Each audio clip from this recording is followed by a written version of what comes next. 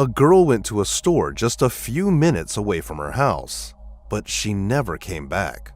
The police started their search, and over the course of the investigation, they uncovered some pretty strange clues. Still, the mystery remained unsolved for decades until the truth came out in a completely unexpected way.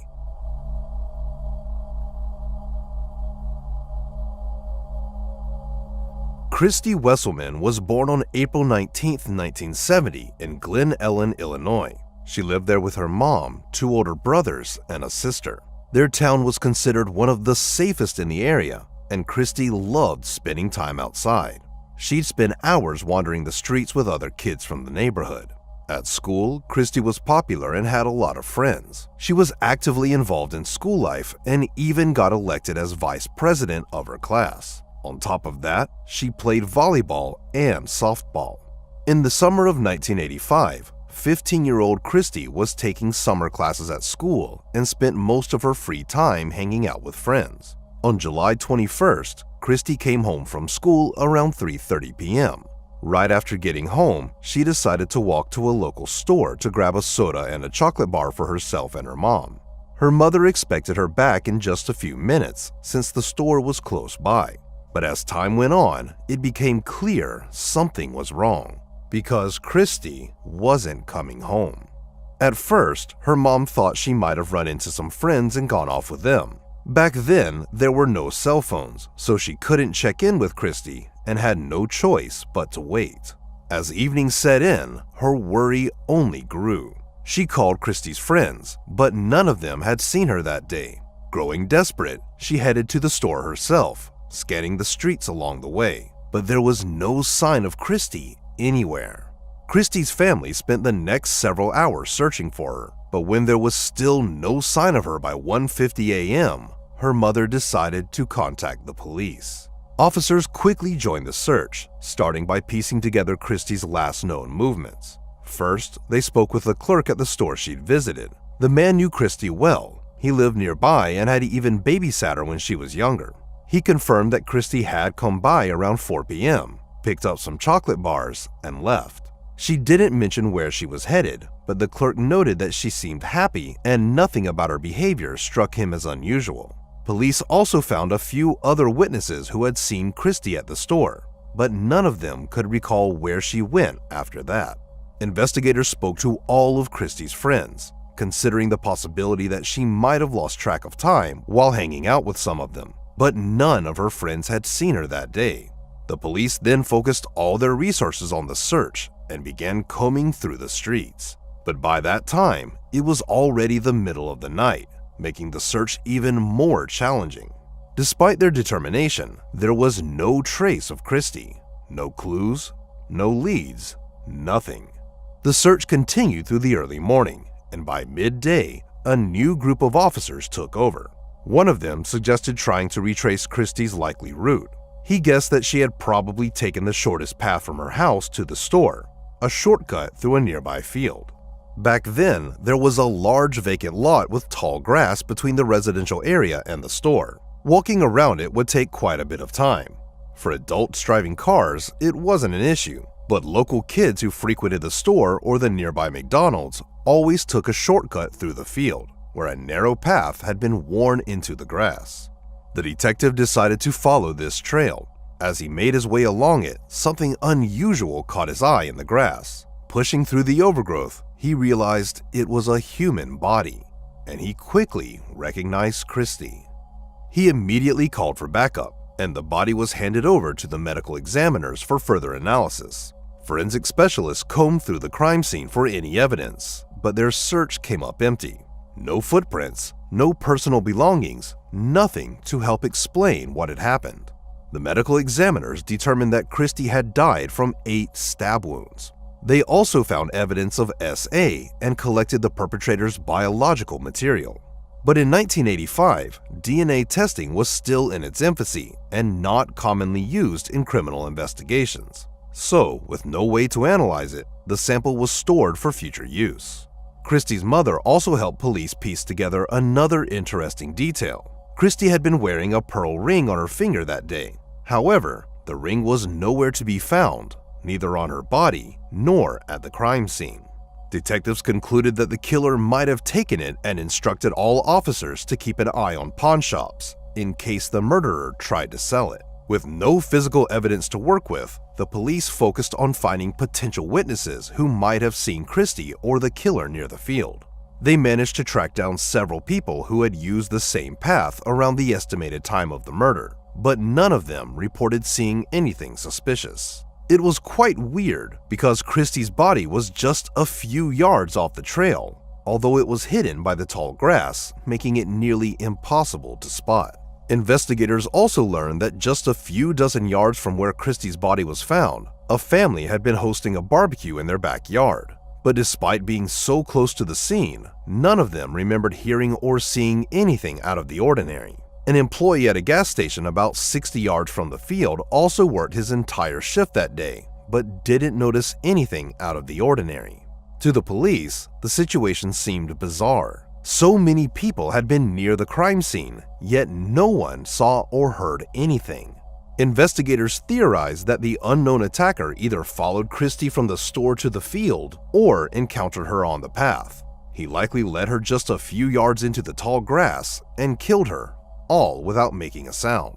Detectives considered the possibility that Christie might have known her killer, which could explain why there were no screams. After all, their town was small and many residents knew each other. Police began investigating all the men who knew Christie, but this effort led nowhere. They also compiled a list of men in the area with prior convictions for violent crimes. Several suspects were reviewed, but none of them could be tied to the murder. For several months, the police made little progress in solving the mystery. They continued following up on tips and investigating new suspects, but every lead brought them to a dead end. This dragged on for 3 long years, until an unexpected breakthrough came in 1988. By that time, DNA analysis was becoming a key tool in criminal investigations. Detectives decided to collect DNA samples from everyone who had been a potential suspect in Christie's case over the years. Many agreed to cooperate, and none of their samples matched the biological evidence found at the scene. But there was one person who refused to provide a DNA sample. Dana Henry, a 34-year-old man living near the field where Christie was found, had been on the police's radar from the first days of the investigation. At the time, Henry denied having anything to do with the crime. But now, his refusal to give a sample made detectives seriously question his innocence. The police decided to seek a court order to obtain his DNA. Henry appeared at the court hearing and continued to insist he was innocent. However, he was charged with contempt of court and held in a local jail cell for several days. Only after that, Henry agreed to provide his DNA sample.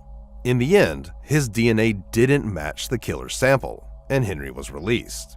Once he was out, he told reporters that he had been held in a jail cell without clothing and was only released after he gave in to the immense pressure and reluctantly agreed to provide his sample. Henry said he spent around $50,000 on legal fees, a significant amount of money at the time. He had to mortgage his home, which he eventually lost, and many of his friends and family turned their backs on him. Frustrated and angry, Henry filed a lawsuit against the police department, but it didn't seem to lead anywhere. Even after DNA evidence cleared his name, some people still believed he was guilty. Years later, Henry admitted to reporters that the whole ordeal had ruined his life, even though he was never formally charged with a crime. For another year, Christie's case remained at a standstill, until 1989, when an unexpected twist brought it back into the spotlight. A judge issued a restraining order against a local man who had been bombarding the victim's family with tips about who he believed was responsible for Christie's murder. The man, named Willis, first contacted Christie's relatives in late 1985. He claimed to have information about the killer's identity and started sending them various leads. Each tip was investigated by the police, but every time it turned out to be either far-fetched or completely irrelevant to the case. This dragged on for almost 4 years, until Christie's family couldn't take it anymore. They filed a complaint, and a judge issued an order barring Willis from ever contacting them again.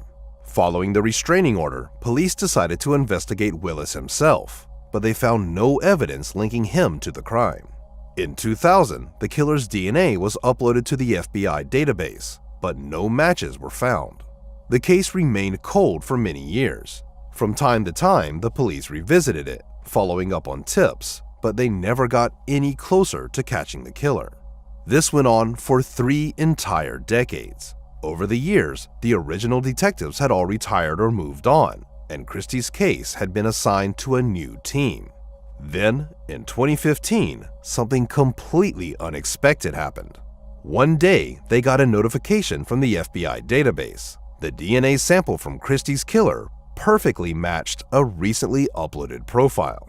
The DNA belonged to a 62-year-old man named Michael Jones, who lived in a small town called Champaign, about 150 miles from Christie's home.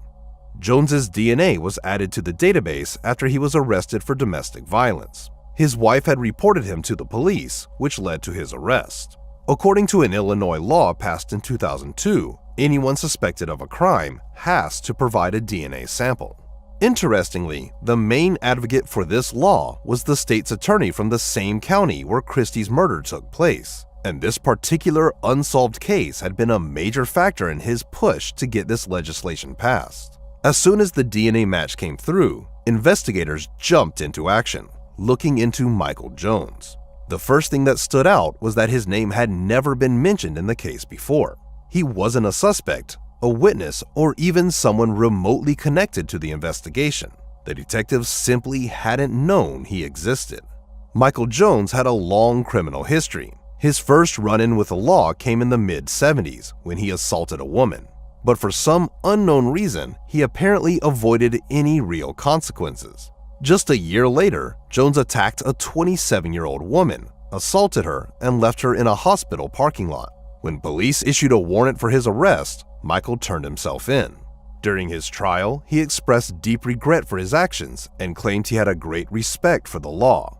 That's why he surrendered voluntarily. Jones also insisted that he suffered from serious mental health issues and needed professional help. However, an independent psychiatrist determined that he was fully aware of his actions. As a result, Jones was sentenced to 10 to 20 years in prison. As you might have guessed, Michael was released early for good behavior. He ended up serving just 6 years of his sentence and was back on the streets by 1983, 2 years before Christie's murder. What's even more striking is that his victim wasn't informed of his early release. Later, she stated that had she known, she would have done everything in her power to challenge the decision. A year after his release, Michael got married, but in 1994, his first wife left him and secured a restraining order against him. The reason? He had been showing an unhealthy interest in one of her young relatives. But despite this alarming behavior, no formal charges were ever filed. In 1999, Michael was arrested again, this time for assaulting a family member of his new girlfriend. Detectives also learned that Michael often went on long solo motorcycle trips and frequently visited relatives in Chicago. Given that Christie's town was on the outskirts of his route, it's possible he passed through the area while traveling to see his family. If that was the case, it would explain why he never appeared on the detective's radar. If Michael was just passing through for a few hours, tracking his presence would have been nearly impossible. Christie's mother said she had never heard his name before. When police first called her to ask about Michael, she didn't think much of it. Over the past 30 years, investigators had contacted her many times with questions, so this just felt like another routine inquiry.